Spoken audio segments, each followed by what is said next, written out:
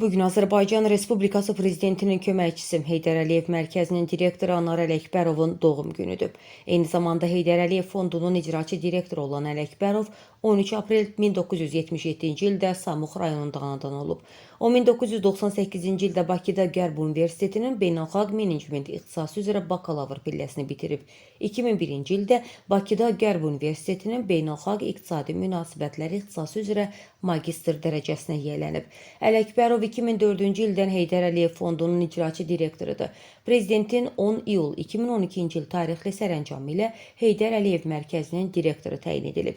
2014-cü ildən isə Azərbaycan Avtomobil Federasiyasının prezidenti seçilib. 2017-ci ildə Azərbaycanın birinci vitse-prezidenti Mehriban Əliyevanın köməkçisi təyin edilən Anar Ələkbərov, İlham Əliyevin 2019-cu ildə imzaladığı sərəncamla Azərbaycan Respublikası prezidentinin köməkçisi təyin edilib.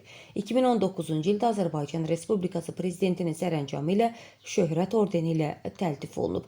Qeyd edək ki, Anar Ələkbərov İqtisadiyyat Nazirinin müavini Sahib Ələkbərovun oğludur. Bir Xəbər media rəhbərliyi və kollektivi adından Anar Ələkbərovu doğum günü münasibətilə təbrik edir, ona uzun ömür, can sağlığı arzulayırıq.